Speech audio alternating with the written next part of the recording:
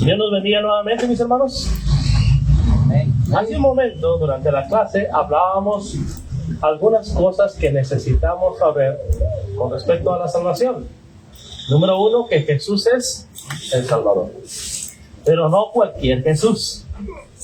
Porque hay muchos grupos religiosos que predican a otro Jesús.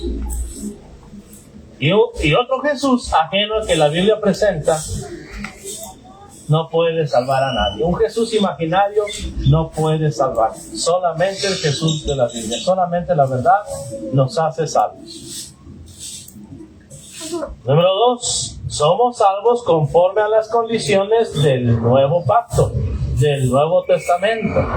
No podemos citar nada del Antiguo Testamento y decir, bueno, como yo obedecí eso, entonces yo soy salvo. Mire un ejemplo.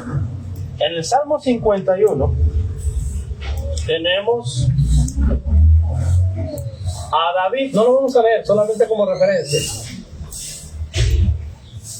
por medio de una oración pidiéndole perdón a Dios. Y muchas personas toman ese pasaje, el Salmo 51, ten piedad de mí, oh Dios, conforme a tus piedades, conforme a tu misericordia, para decir que somos salvos por medio de la oración de fe. ¿Con solo creer? Bueno, si nos justificamos por el Antiguo Testamento, estamos bajo maldición, no hay gracia para nosotros. Y número 3, con respecto a Jesús, Jesús salva, pero salva en su iglesia. Es ahí donde está la salvación, es ahí donde está la reconciliación. Ninguna persona puede decir, pues, somos salvos por Cristo, pero sin la iglesia.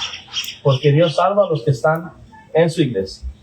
Hechos 2:47 lo deja bien claro. Y el Señor añadía cada día a la iglesia, ¿qué dice? Los que habían de ser salvos.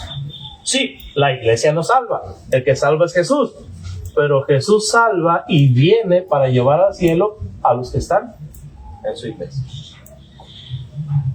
Ninguna persona que esté fuera de la iglesia será salva cuando Cristo venga. Cristo es el salvador de su cuerpo, que es la iglesia. Ahora, hermanos, siguiendo con la pregunta, ¿cómo salva Jesús? Acompáñenme por favor a la carta a los Romanos capítulo 1 y versículo 16. Quiero que ponga todo su corazón aquí porque es un mensaje de vida o muerte. Lo que usted decida hacer con el mensaje que se va a presentar ahora va a afectar dónde va a pasar usted la eternidad.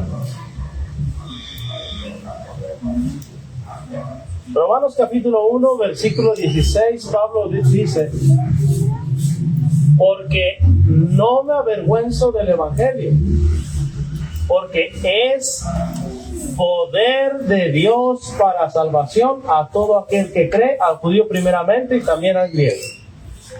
Ese pasaje lo que está diciendo es, Pablo por inspiración divina escribe que el Evangelio es poder de Dios.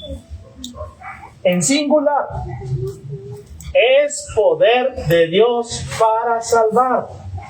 Eso quiere decir que la salvación se presenta en el Evangelio. Por eso la gran comisión es ir y predicar ¿qué cosa? El Evangelio. Porque es en el mensaje del Evangelio que se encuentra lo que el hombre debe hacer para ser salvado. Hay por ahí algunas versiones que le han cambiado y dicen,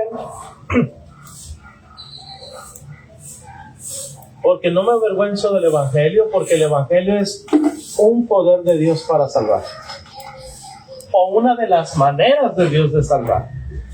Esa versión está corrompida.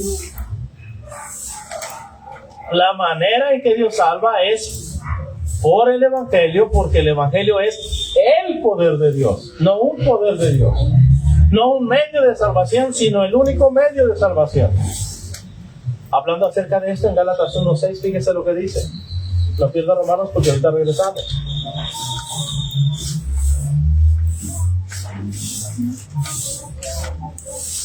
Gálatas 1:6, Pablo dice, estoy maravillado. Lo que está diciendo es, estoy impactado, estoy impresionado de que tan pronto os hayáis alejado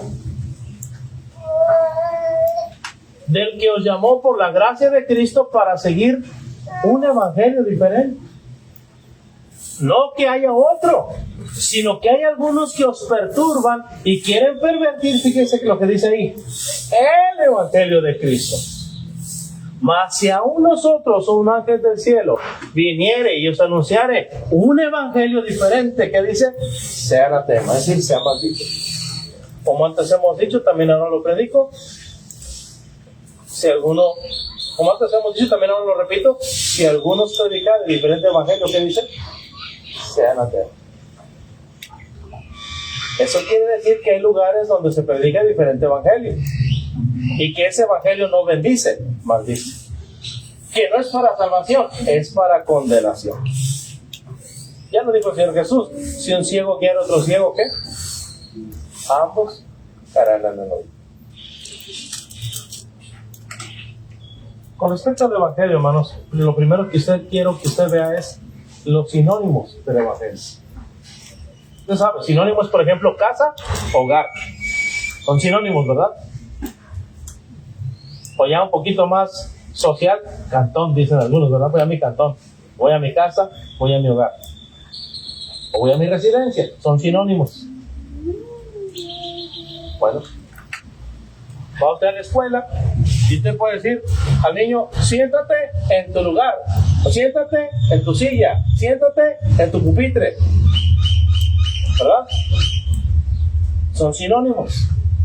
Bueno, la palabra evangelio, hermanos, en la Biblia tiene palabras que son sinónimos porque se usan de forma intercambiable. ¿Por qué son sinónimos? Porque se usan de forma intercambiable para referirse a lo mismo. Aquí en Romanos capítulo 1 tenemos un sinónimo del evangelio.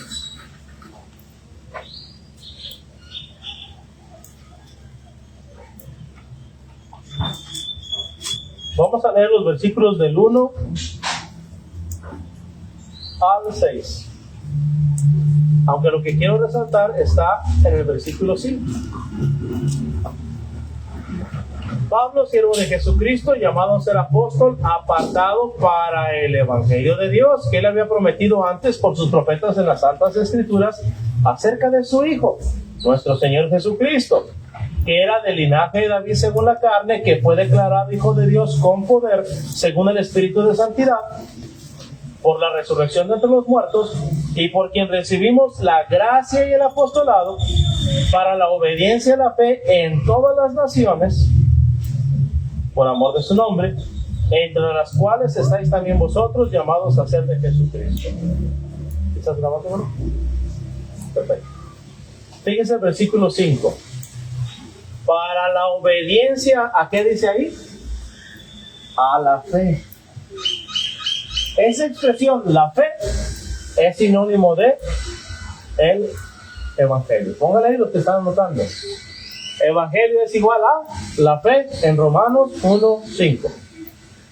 Ok, ahora acompáñenme aquí mismo en Romanos, en el capítulo 6, en el versículo 17 y versículo 18. Aquí ya no le va a llamar ni el evangelio ni la fe, le va a llamar forma de doctrina. Vamos allá. Romanos 6, 17 al 18. Pero gracias a Dios que aunque erais esclavos del pecado, habéis obedecido de corazón a aquella forma de doctrina a la cual fuisteis entregados, y libertados del pecado vinisteis a ser siervos de la justicia. ¿Recuerda cómo dijo en el 1:16 que una persona es salva? Por medio del poder de Dios, que es el evangelio. Pero ahora aquí dice que una persona es libertada del pecado y se convierte en siervo de Dios cuando obedece de corazón a aquella forma de doctrina. Entonces, aquella forma de doctrina es equivalente a decir a la fe, o es equivalente a decir el evangelio. Ahora acompáñenme a Juan 8. versículos del 30 al 34. Aquí se le va a llamar la verdad. Aquí el Evangelio ya no se le va a decir la fe, ya no se le va a decir la forma de doctrina, se le va a llamar la verdad. Recuerde, Dios tiene un poder para salvar y ese poder es el Evangelio. Uno es salvo cuando obedece a la fe. Uno es libertado del pecado cuando obedece de corazón a aquella forma de doctrina. Entonces son sinónimos. ¿Se da cuenta? Ahora aquí también, en el Evangelio de Juan, en el capítulo 8, la Biblia dice del 30, hablando él de estas cosas, 31, dijo, muchos creyeron en él. 31, dijo entonces Jesús a los judíos que habían creído en él: si vosotros permaneciereis en mi palabra, seréis verdaderamente mis discípulos y conoceréis la verdad, y la verdad os hará libre. Le respondieron: linaje de Abraham somos y jamás hemos sido esclavos de nadie. ¿Cómo dice Jesús seréis libres? Jesús le respondió: de cierto os digo, que todo aquel que hace pecado, esclavo es del pecado. Entonces, ¿cuándo uno es libertado del pecado? Cuando obedece la verdad. Así que la verdad es sinónimo de la fe, es sinónimo del Evangelio, es sinónimo de aquella forma de doctrina. Acompáñenme a la carta a los Efesios. Estamos viendo primero los sinónimos, para que cada vez que usted lea en la Biblia estos pasajes, considere que es el Evangelio. Acompáñenme pues a la carta a los Efesios, capítulo 1.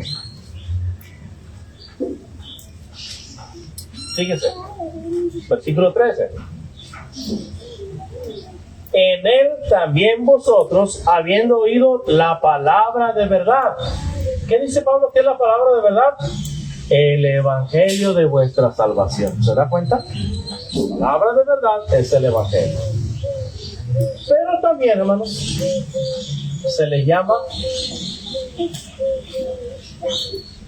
la semilla incorruptible o la simiente incorruptible.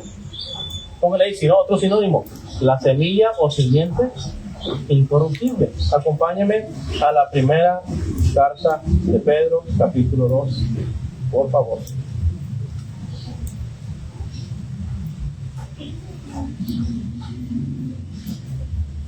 Dice la Escritura: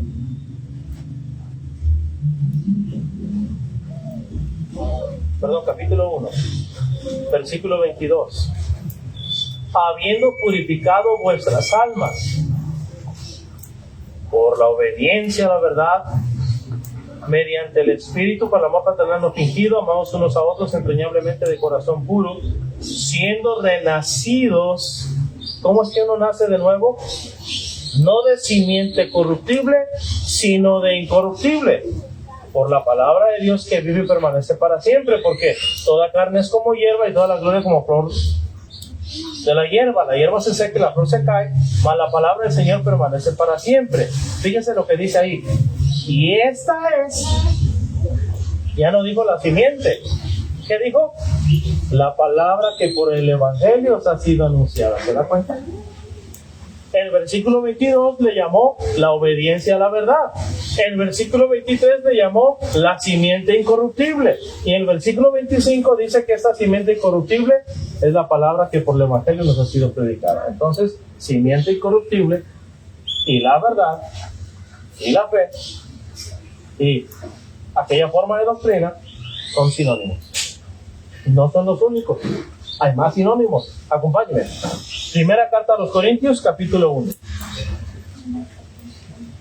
Antes de eso, en el capítulo 4, fíjense ustedes. Recuerda que Pedro dijo que somos engendrados y nacemos de nuevo por la simiente incorruptible. Fíjense lo que dice el capítulo 4 al respecto. El versículo 15. Porque aunque tengáis 10,000 años en Cristo, no tenéis muchos padres. Pues en Cristo Jesús yo os engendré, es decir, yo los hice nacer de nuevo por el Evangelio. Nacemos de nuevo cuando se obedece la verdad y se purifica el alma. Nacemos de nuevo cuando la simiente incorruptible. ¿Se da cuenta? Nacemos de nuevo por el Evangelio. Se purifica el alma por la obediencia a la verdad. Se purifica el alma por la obediencia a la fe. Se es libertado del pecado cuando se obedece de corazón a aquella forma de doctrina. ¿Se fija cómo se utilizan de forma intercambiable? Como sinónimos en las Escrituras. Hay más sinónimos. Capítulo 1. Versículo 18. Porque la palabra de la cruz, ahí está otro sinónimo. Porque la palabra de la cruz es locura a los que se pierden, pero a los que se salvan, esto es a nosotros, es, ¿qué dice? Poder de Dios. La palabra de la cruz, que para otros es locura, para nosotros es poder de Dios. ¿Qué dijo Pablo? Que el Evangelio era poder de Dios. Y luego aquí mismo es llamada sabiduría de Dios. Capítulo 2, versículo 6. Sin embargo, hablamos sabiduría de Dios. Se refiere al mensaje de la cruz. Y regresando al capítulo 1 todavía. Versículo 21. Pues ya que en la sabiduría de Dios, el mundo no conocía a Dios mediante la sabiduría, agradó a Dios salvar a los creyentes por la locura de la predicación. Ahí está otro. La palabra de la cruz, la sabiduría de Dios, la locura de la predicación. Dice el versículo 20.